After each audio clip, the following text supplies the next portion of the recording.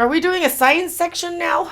Kind of. I found this video really interesting. So today we are going to help visualize general relativity or gravity. So let's get to it. And we'll see if we understand anything by the end of this. That's what gravity is? General relativity? That's not, no, that's not what gravity is. But it helps you kind of visualize both.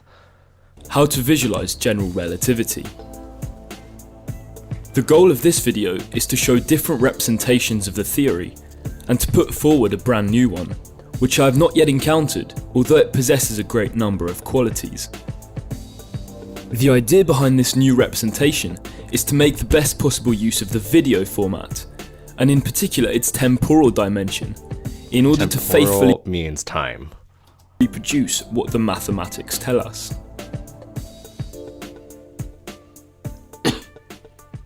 In middle school and then high school, we learn that freefall can be modelled by a force. It's the force of gravity. This force allows us to predict the movement of objects, stating that they are attracted to each other, and in particular to massive objects like the Earth. However, this description is merely an approximation, and it fails when the pull is too strong, such as the path of Mercury around the Sun.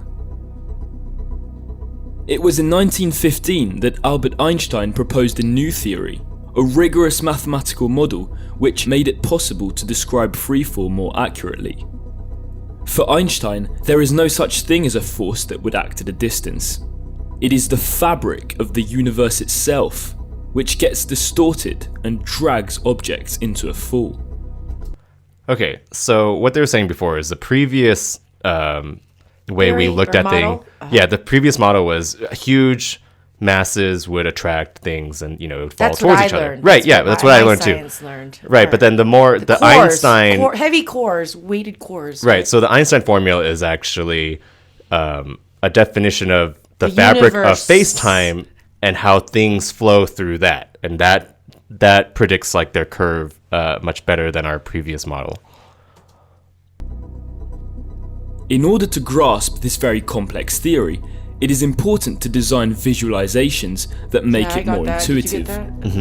The representation that is most often used is that of a large elastic sheet on which massive objects are placed. By deforming the fabric under their weight, the more massive objects pull everything in their direction, like marbles in a bowl. Yeah, I've seen these. At first, this image seems to have two advantages. It is very simple and intuitive, and it helps us understand that bodies attract each other indirectly, through an underlying fabric, space-time, whose geometry can be altered. However, although it is extremely widespread, this way of presenting general relativity has a large number of problems, which make it not very rigorous. In this video, we will try to improve this image by making 4 major changes. To begin with, the image of the elastic sheet seems to indicate that objects are placed on space-time, like marbles, while in reality, space-time is the fabric of the universe that contains them. Therefore, one improvement that we can start with is to flatten objects onto the surface, so that it is clear that they are not exterior but contained within space-time. So yeah, what he's saying is our previous model had them on top of space-time, but then space-time, they're in it. It's like when you're driving and you think you're in traffic, it's like, no, you are traffic. You're a part of it. Yeah, and so you're a part of space-time, not you're on space-time. So that's why they flattened it. Next, one of the biggest problems with this representation is that it sort of explains gravity by gravity. To the question, why does the apple fall on Earth? This visualization seems to answer that it is because the apple is pulled downwards, which causes it to fall like a marble in a bowl. But it is not acceptable to explain gravity inside space-time, using gravity outside space-time. We hence have to find a better explanation. In particular, it is more rigorous to say that if objects follow the well created by the Earth, it is because they move in a straight line but within a curved geometry. When they fall, objects move straight ahead, but the curvature of space-time gives us the impression that these trajectories are deflected. Okay, so what he's saying is you can't represent gravity by just it being a bowl, because we're just going to assume by it being a bowl it's going to fall in. So what these lines... No, you can't have gravity be a force outside of space-time. Right. Yeah, exactly. So what these lines are representing is this satellite is actually moving in a straight line. But because the Earth creates a gravity well, there's an influence on the straight lines that it's moving across. So to itself, it's actually moving in a straight line, which is interesting. But because of the curve in space-time, it creates an ellipsis around the Earth. To understand, we can imagine the surface of a sphere, on which two ants would head north. At the start, the two paths are parallel, and we might think that as they progress straight ahead, the two trajectories will never cross.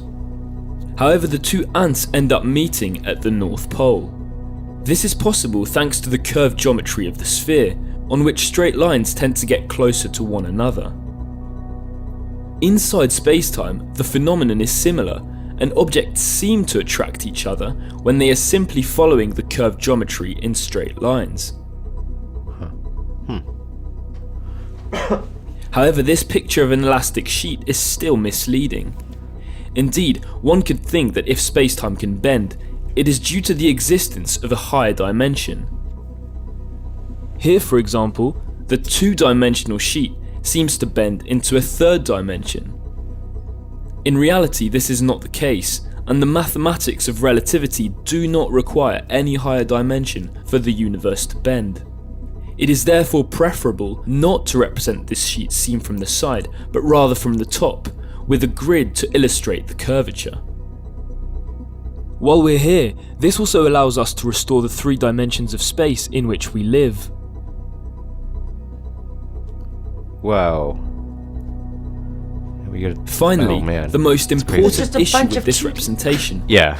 is the fact that our diagram completely ignores the time dimension. Space-time is an object with 4 dimensions, 3 dimensions of space, but also 1 dimension of time, which can equally bend and curve. Faithfully rendering a 4-dimensional geometry is strictly impossible, and we therefore have to find a trick. A first idea would be to add small clocks to our diagram at each point of the grid. In this way, the space grid becomes a space-time grid, and we understand that time can flow differently depending on where we are. That being said, adding clocks to our diagram doesn't give us much more intuition, and in particular we still don't really understand what causes objects to fall. Yeah. If we drop an apple, for example, why does it start to move towards the Earth? To really understand, it is necessary to remove 1 dimension of space to represent the dimension of time. In fact, it is the time component of the curvature which explains gravity. With such a diagram, we see that the apple is always in motion. Even when it has no speed at the start of its fall, the apple is still moving in time. It progresses towards the future. When no force is applied to the apple, the curvature of space-time will gradually bend its trajectory between a temporal speed towards the future and a spatial speed towards the ground. The apple moves in a straight line, but the curvature of space-time rotates the orientation of this straight line between time and space. Wait, so are they saying that the space brings the apple to the Earth? Because it's on that Through... one dimension. Remember how it showed that one, it went down to one sheet, the 2 dimension? Yes. And so it's like, but this isn't the only Right, so what it's all over, right? And so there's all those places they reduced it down to that so that they can show time. Yeah, so what they're saying is gravity is just space bending over time? I think that's what they're saying. Space bending? Over time, because that's what's bringing the apple to the Earth. It's a space bending, and then you add over this reference of time, and that's what's going to bring it down to the Earth.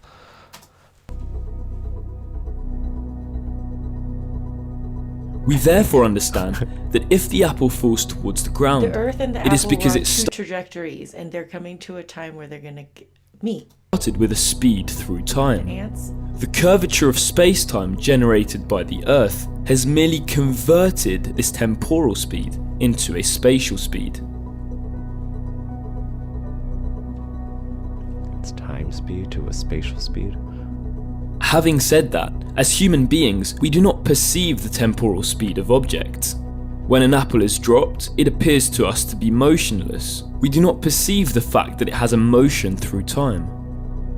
From our point of view, we experience the world instant after instant. And this diagram where objects form tubes over time, world lines, is not very intuitive. Our last step will therefore be to slice this diagram, to cut it up instant by instant, in order to form an animation which includes time. So now time's coming towards you. The curvature of the You're universe, watching. which causes straight lines to dive into the Earth, becomes a movement of contraction. The rate of this contraction is constant and perpetual because the curvature of space-time, which depends only on the mass of the Earth, is always the same. So it's constant. However, it is very important to understand that the geometry does not really contract. It's the fact that straight lines get closer together that gives this impression of contraction. Yes. The phenomenon is Converge quite to a similar point. on the surface of a sphere. Yeah. The curvature is constant on the sphere, but the straight lines seem to be perpetually getting closer together.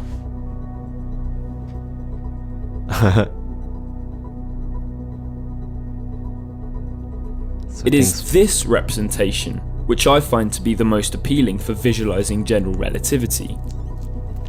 The Earth, because it is very massive, deformed space-time, giving it a curvature. For us, the curvature of space-time appears as an endless contraction of the grid. In technical terms, we say that the volume contained between geodesics shrinks over time because of the curvature. This grid that shrinks represents what we call inertial frames, frames in freefall. With respect to this grid, a body that is not subject to any force will conserve its movement. Thus, if we drop the apple with no initial velocity, as no force acts upon it, it will remain motionless relative to the grid, but as the grid contracts, the apple will fall. Huh. Yeah, so space, I mean, gravity is just space over time. Because he's saying the apple, when placed with no force upon it, will remain in the same place on the grid, but then the contractions of the grid towards the Earth is what makes the apple fall towards the Earth. I think. I don't know. I'm not a physicist.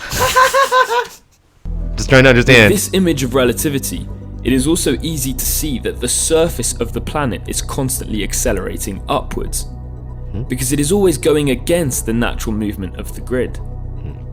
It's Newton's. Otherwise, it Finally, would just be squished. if we throw an object sideways with an initial velocity, no force is applied on it, and it will therefore continue in a straight line within the grid. But as the grid contracts, the object keep is it going constantly in a pulled circle. back towards the Earth. That's exactly how the Moon orbits the Earth, and the Earth orbits the Sun.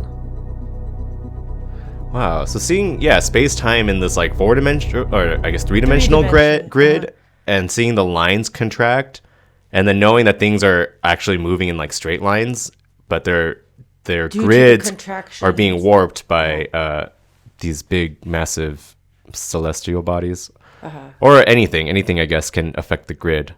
It said but- the heavier the body, the more it warps the grid. the space-time So grid. they're like a bunch of insects stuck on this web of, I don't know. Wow. So interesting. I don't know. It blew my mind. I thought that video was really interesting, even though I feel like I understood maybe 30% of it. I wonder, is it only living things that can perceive time? I guess. If it's always coming. I wonder if living things perceive time differently. Like, I wonder if a tortoise and like a fruit fly perceive time differently. They must, right? On this earth? Yeah. Do you think they count their time the way humans do? Well, I don't know. I Just don't. go by circadian I think even rhythms. humans and other animals probably perceive time different. Like humans and cats or humans and dogs. I don't know. Humans are obsessed with time and calendars and celestial bodies. Well, yeah, We like predict we the have future to- with it. That's like our whole one global language we all agree upon. What time is it? What day is it? What month we in? It's like that's all. Where are the moons at? Where we Have you ever at? wondered why we have 12 months? And like December, like, wait, what Wasn't is it it? Caesar? September, Wait, that October, was an November, older- December should be 8, 9, and 10. But yeah, it was Caesar, Augustus, and Julius. So they added July and August for those two dummies. Well, because Why couldn't they just add them in the end? Then December would still be 10, November would still be 9, October would still be 8. I don't know. The Romans, man. Anyways. Maybe they're just kind of like, well, they're like they mixed them in with like the astrology people. What a They're terrible... obsessed with looking at the moon and the sky and like figuring out what. Yeah, what a month it terrible is. tangent. All right, if you guys enjoyed that and want us to cover more, there are a lot more interesting videos. So yeah, if you guys find it interesting, then we'll do more. Otherwise, check out our merch store if you want to try to understand as much as we do. But if you don't have buds, About general relativity. yeah. Well, I haven't been taught this part. I know, and one time we was didn't taught have these about just visuals. Gravity and I think yeah, the visuals really help, and so we didn't get these visuals when we were in school. So Sure. very helpful. I feel like I understand a lot more. It's hard to read from a book. It's really easy to like conceptualize Watch when you actually have like a video videos. and relevant graphics and like a good narrator. All right. All right. Bye. If you like the video, leave a like and subscribe.